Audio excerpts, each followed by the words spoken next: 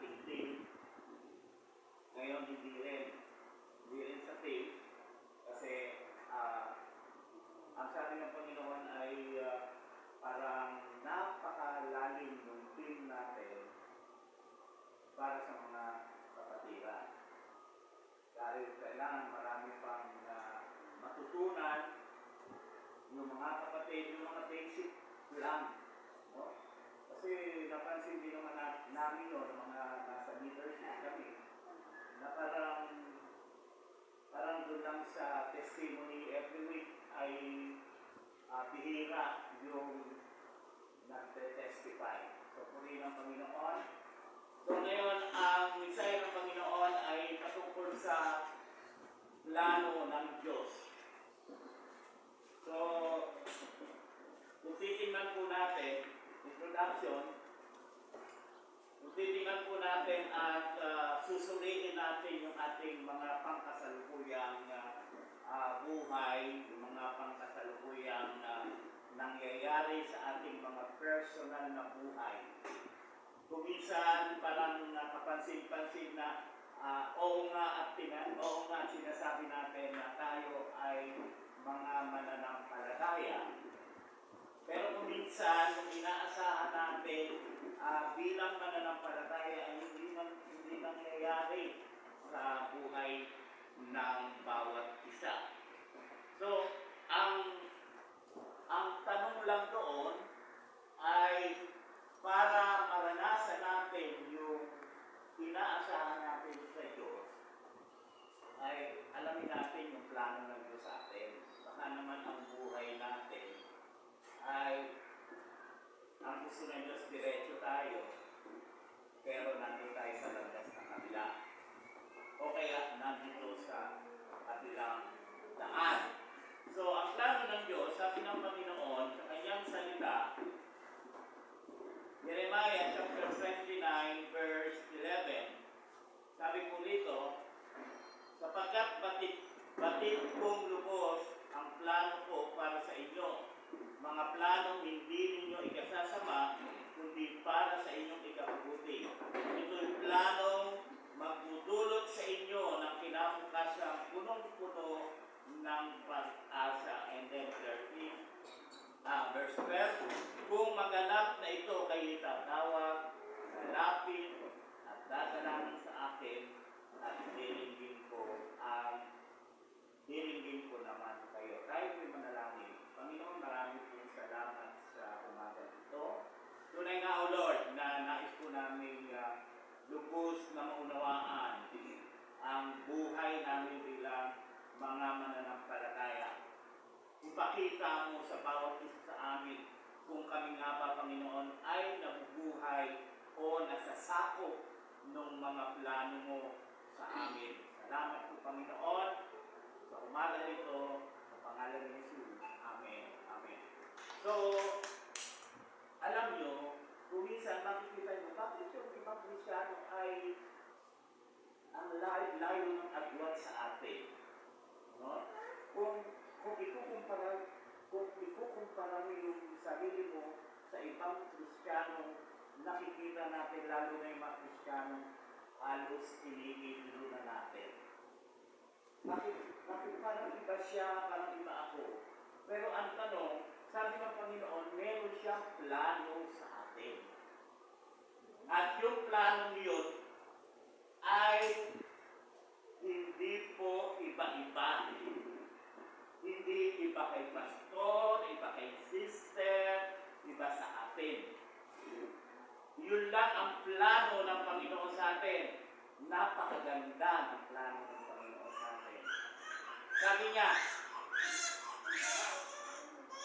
ako lang nakakapatid ng plano para sa inyo.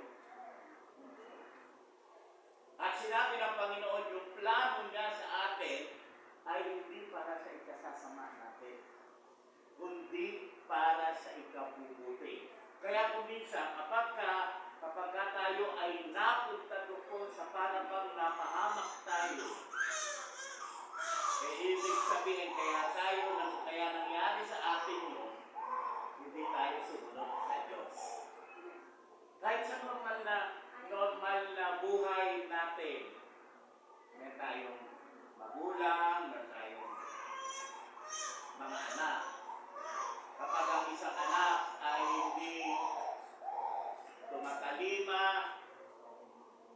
hindi tumatalima sa kanyang magulang, sila ay napapasama, napapahamak. Lalo ngayon, titingnan natin mga kapatid. Mga kabataan na mamaril. Kailan lang dito sa Niliposo nabulabog tayo, mga bomb threat. At nung nahuli, hindi naman matanda yung nahuli. Bata din. Bata din, 18 anyos. Buti na lang, 18 siya.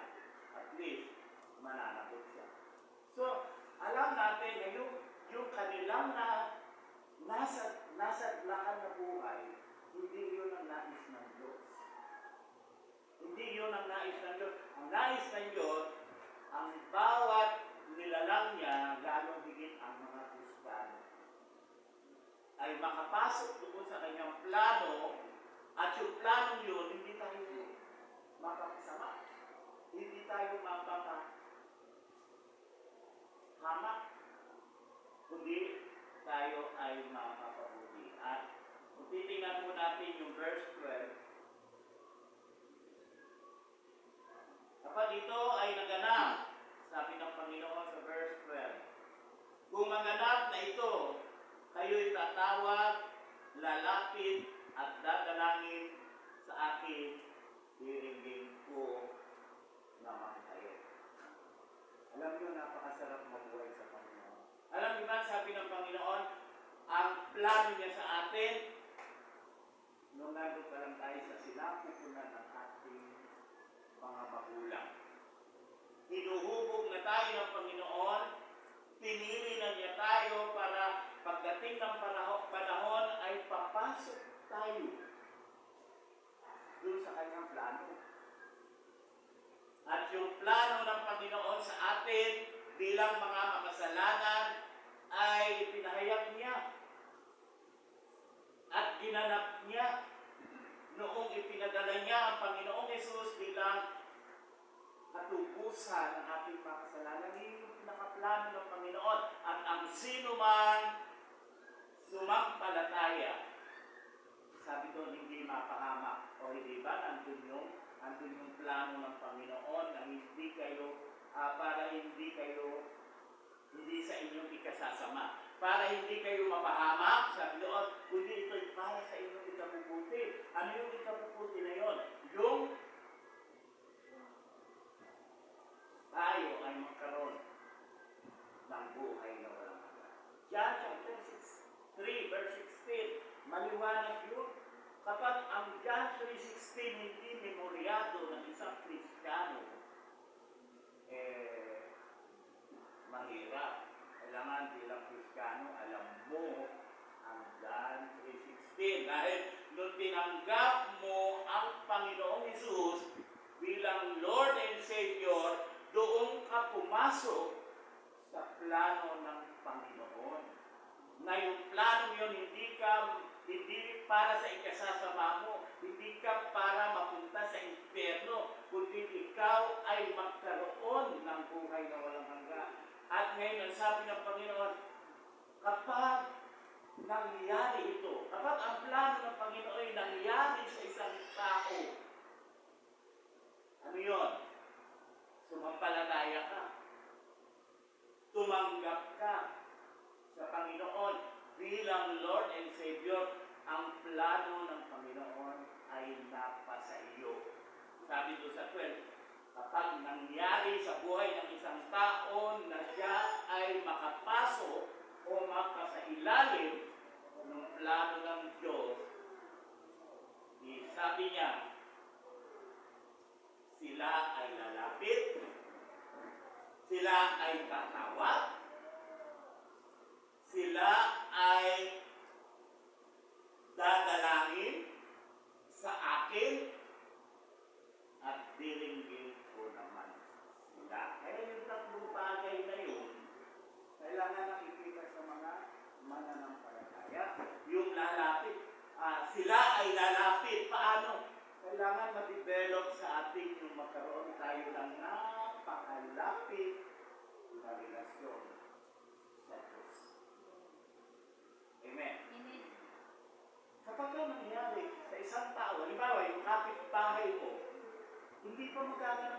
niya to alam eh. Sino nakakaalam nito? Tayo. I-share natin yung plano ng Diyos sa ating kapitbahay. Kapag yung kapitbahay natin ay tumanggap sa Panginoon bilang Panginoon at sariling tagapagligtas, papasok siya sa plano ng Diyos na yung plano yun ay hindi siya mapahamak kundi magkaroon ng buhay na walang hanggan. At yung kapitbahay mo at ikaw ay magkasama na magbe-benepisyo ng plano ng Diyos. Kaya nga merong go and preach eh. Kasi hindi naman alam ng lahat ng tao ang plano ng Diyos. Ang mga Kristiyano, ang mga pastor, mga lingkod ng Diyos, sila yung nakakaalam nito. Kaya nga pupunta tayo sa lugar, sa bawat lugar, para ipamalita natin na may plano ang Diyos. Kapag ang isang tao ay naging Kristiyano na, eto na yung magiging kanyang buhay. Ang magiging buhay niya, tatawag niya siya sa Diyos. Matututo na siyang tumawag sa Diyos. Hello? Napansin niyo ba na napakahalaga ng pagtawag sa Diyos? Sabi ng Panginoon, those who call upon the name of the Lord shall be saved. Kapag nulirin doon, makikita niyo sa video, maraming tao nagtatakbuhan, hindi lang sila tumatakbo. Sa totoo lang, hindi lang sila tumatakbo. Ano mapapansin mo? Yes. Habang tumatakbo sila, tinatawag nila yung Lord, Lord, Lord. Kaya lang, sinong Lord? Lord ba na capital L? O yung Lord na L small l? Kasi si Satan ay Lord din niya. Lord ng mga kanya. So, makita natin yung halaga ng pagtawag ng tao sa Diyos at totoo ang sinabi ng Diyos. Sino man tumatawag sa Diyos ay malilikas. Hindi ba habang tinatawag nila ang Panginoon, sila ay nakakalabas ng mall, sila ay nakakalabas at nakakalayo at hindi sila napapahamak? Kasi yun ang kailangan. Dapat lagi tayong tumatawag sa Diyos. Alam mo yun, nung nandun kami, mag-Ulysses ba yun? Ulysses, Parang katali ko yung bubong ni Sister Mary. Pero hindi alam ni Sister Mary. Si Pastor Robin, nasa bahay. Tumatawag ako sa Lord, Lord! Yung bubong! Sa church! Hindi yung bubong sa amin, kasi sa amin, wala naman kami bubong during that time. Ano kami, Islam eh. Lord, yung bubong ni Mary! Pagkatapos, makita mo, may mga bahay na nawala ng bubong.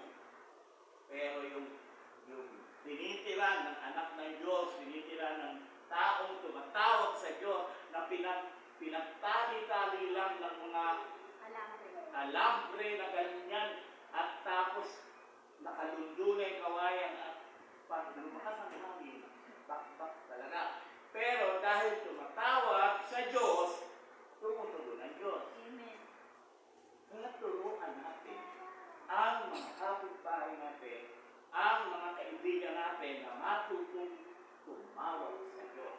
Bago sila tumawag sa Diyos, kailangan malaman muna nila ang plano ng Panginoon at mapalagay muna sila. Amen.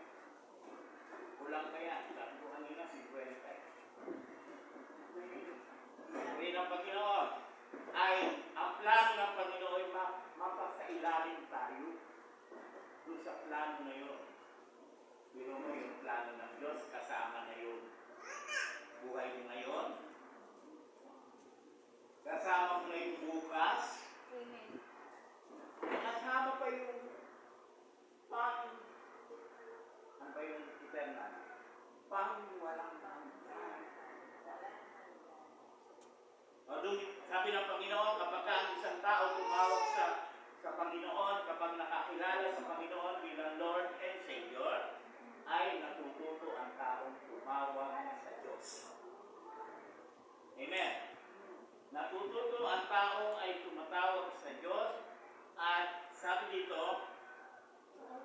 tumatawag?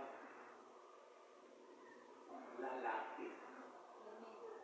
Ang tao ay ang isang dating makasalanan na tumanggap sa Panginoon at napasailalim ng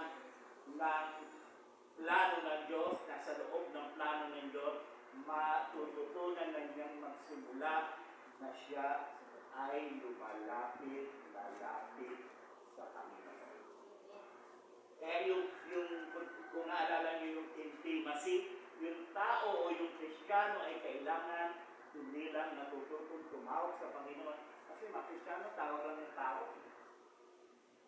Mga pahingi. Ay, dito, gusto ko yun. Pero, ang kailangan ng isang Kristiyano na katulad natin, simulan natin magkaroon ng malapit na relasyon sa Diyos. Kasi pag hindi ka malapit sa Diyos, hindi kayo magkakasundo ng Diyos. Siguradong magiging ano ka rin sa Diyos. Kaya yung mga nag-aasawa, kailangan malapit o intimate talaga yung relationship mo bago kayo mag-asawa. Kasi kung hindi, maximum 5 years. And then, kumusta na kayo? Walay na kami. So, ibig sabihin, kailangan ng buhay ng Kristiyano malapit sa Diyos. Tama naman yung buhay natin. Pagka tayo nananalangin, Panginoon, pwede bang bigyan mo kami ng biyaya, bigyan mo kami ng pagkain. Pero, binibigay yan ng Lord. Minsan nga, kahit hindi mo hinihingi. Binibigay ng Lord. Pero, ang tanong ko sa atin, may pagkakataon ba sa buhay mo bilang nakakalapit mo sa Diyos? May pagkakataon ba na ikaw ay nagsabi sa Panginoon, Panginoon, ano ang gusto mong gawin ko para sa iyo? O nandun ka lang lagi sa, Lord, salary, please. Lord, house and lot, please. Lord, sasakyan, motor, cellphone, o nandun ka lang. Meron ba sa buhay natin na minsan o dahil malapit ka sa Lord, na pagkakataong sinabi mo sa Kanya, Panginoon, ano ang pwede kong gawin para sa iyo? Kasi pagka walang ganong eksena o walang ganong pangyayari sa buhay natin, alam nyo yung pagsisimba natin sa linggo, ano lang, kung kailan lang tayo available, kung kailan lang. Pero kapag sinabi ng Panginoon, anak, tinanong mo, anak, Lord, ano ba ang gusto mong gawin ko para masiyahan ka sa buhay ko? Masiyahan ka sa relasyon natin bilang Panginoon at anak mo. Pagka sinabi ng Panginoon, buksan mo ang Hebrews 25. Kasi nga maraming Kristiyano, hindi mo magamit ito. Pagka ito, kausap mo Panginoon, sumagot siya sa iyo sa bigla mong marinig, sasabihin ng Panginoon, ito ang gusto kong gawin mo. Buksan mo ang aklat ng Hebreo 10:25 at basahin mo, iyan ang gusto ko para maluwalhati ako sa iyo. Babasahin mo ngayon, anong sinasabi ng Hebreo 10:25? Sabi doon, huwag ninyong pabayaan ang pagtitipon gaya ng ginagawa ng iba. So, ibig sabihin, doon sa sinabi mo sa Panginoon, Panginoon, anong gusto mong gawin ko para masiyahan ka sa akin, sa makatuwid, sabi ng Panginoon, tumalo ka lagi. Masisiyahan. Hello.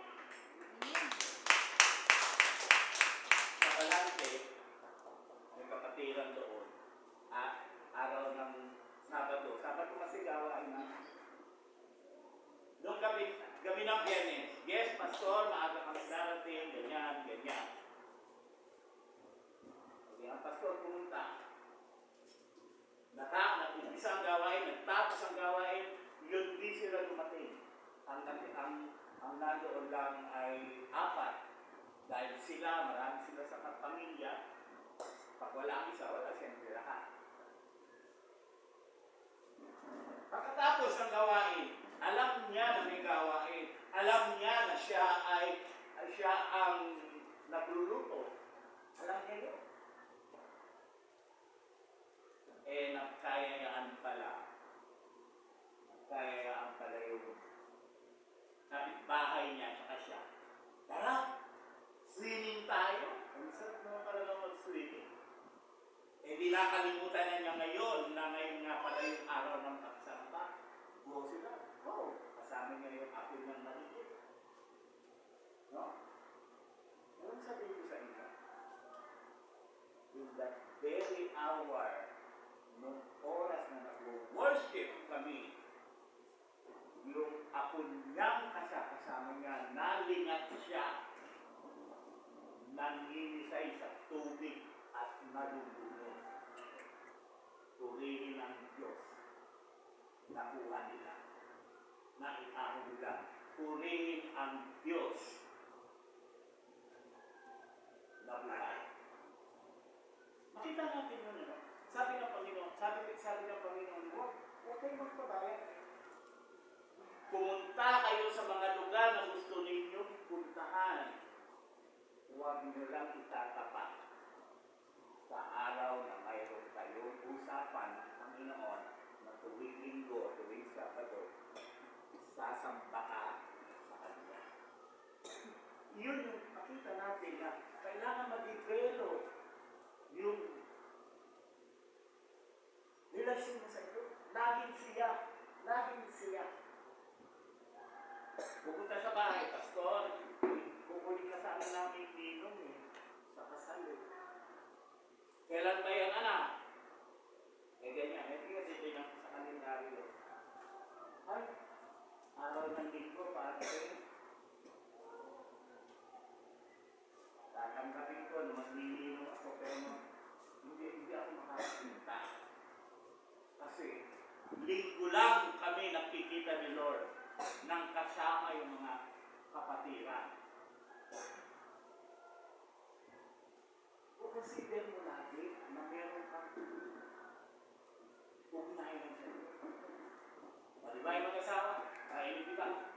Papaalam mo na ako sa misis ko. Papaalam mo na ako sa mister ko. Kapag hindi ko pumayag yung misis, hindi pumayag yung mister, dapat huwag ka mapupulit. Dapat sumunod ka sa inyong relationship. Ganun din sa Panginoon. Hindi natin pwedeng i-sacrifice yung relationship natin sa Panginoon. O ngayon, Kristyano ka, nag-lead ka ngayon ng sarili mong pamilya. Dapat ang gagawin mo ngayon, dahil may pamilya ka, yung mga anak mo, i-introduce mo sa Diyos. Ihahandog mo sa Diyos yung mga anak mo. Para paglaki ng mga anak mo, ng mga anak, habang lumalaki, pinapakilala din natin si Jesus. Dahil hindi po tayo pwedeng ang kaligtasan natin. Pastor pa may daddy ko kahit di na magsimpa. Kahit di ko natanggapin si Jesus. Siguro naman, pag kinuha ni Jesus yung mga Kristiyano dahil pastor yung daddy ko, kasama siguro ako doon. Hindi pala gano'n. Di ba may kwento? Namatay yung pastor, namatay yung anak niya, sabay silang namatay. Pagharap nila sa Panginoon. Pagdating doon sa gate to heaven, yung pastor ang pinapasok. At yung anak na iwan, sabi ng gatekeeper, iyahatid kita kung saan ka. Bakit yung daddy ko nandun? Hindi, kasi talagang din siya.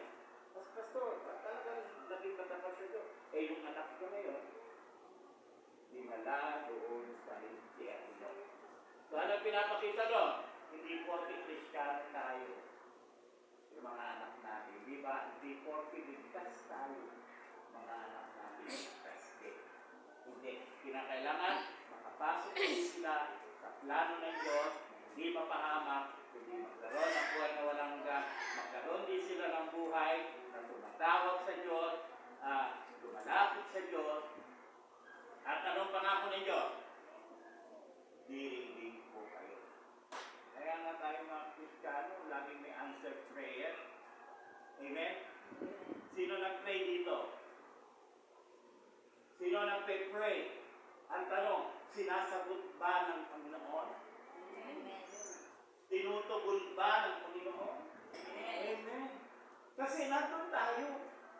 Nasasakot tayo kung sa sinabi ng Panginoon. Lumalapit.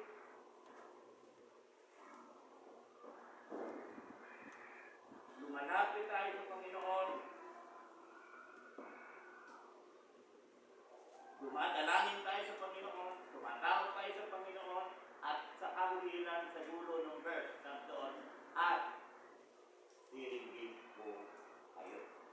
Kaya tayo mga Kristiyano, mga kapatid, walang prayer na hindi tinutugon ng Panginoon maliban sa mga prayer na mali ang ating motibo. Noong isang linggo, di ba, napag-aralan natin kapag mali ang motibo, hindi tatanggapin ng Diyos yung prayer natin. Hindi siya tutugon. Ngayon, gusto mo ba maging Kristiyano yung kumari mo? Sino maraming kumari dito? Maraming anak, maraming kumari, maraming anak, maraming kumari. Ngayon, gusto nyo ba sila'y maging Kristiyano? Gusto nyo bang sila'y maging kasama natin sa kaharian ng Diyos? Panalangin mo. Ipanalangin mo sa Diyos. Lord, dinadalangin ko itong pari ko, pasapanahin mo para pagdating ng Pasko, bongga ang regalo sa anak niya. Tamang motibo o mali? Kasi mali.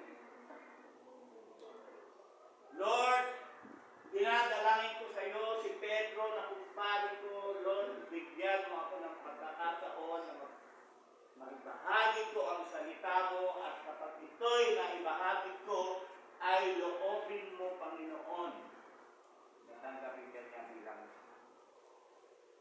mananampalataya. Tanggapin ka niya bilang Panginoon sa sariling tagapagligtas. Ipag-pray.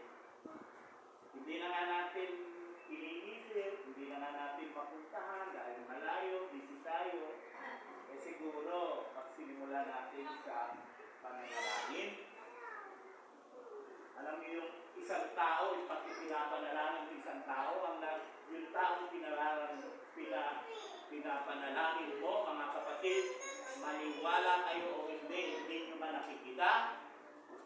Para silang lumpia na piniprito, na binibiling-biling ng Diyos. At sa isang araw, sabi ng Diyos, diringgin niya yung prayer natin. Isang araw. I-invite ka niya. Pare, pasal ka sa bahay, kwentuhan mo naman ako tungkol kay Jesus. Diba? Di sinagot niya ng Panginoon yung ating mga prayer. Amen? So, hindi na tayo magtatagal sa mensahe ng Panginoon. Simple lang. Kaya tayo narito, tayo ay mga mananampalataya. Sino mang hindi wala pa sa ilalim, hindi pa nakataloob ang buhay sa plano ng Diyos. Simple lang. Tanggapin ang Panginoon bilang Lord and Savior. Tatapusin na natin basahin. Yun lang. Yun lang ang isipin natin. Lahat nagsisimula sa pagsuko ng buhay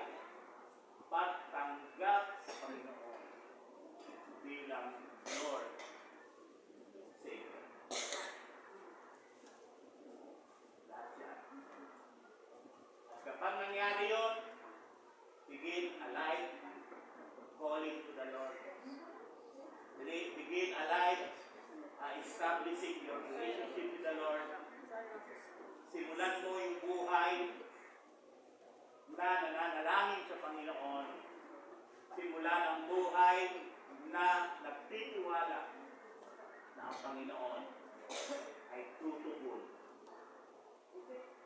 sa atin. Tayo po lahat ay yumuko, tayo mananalangin, Panginoong Diyos. Salamat sa plano mo sa amin. Ang plano nito, Panginoon, ay ikaw lang nakakapatid. Hindi ko alam ng aming presidente kung anong plano niya sa amin.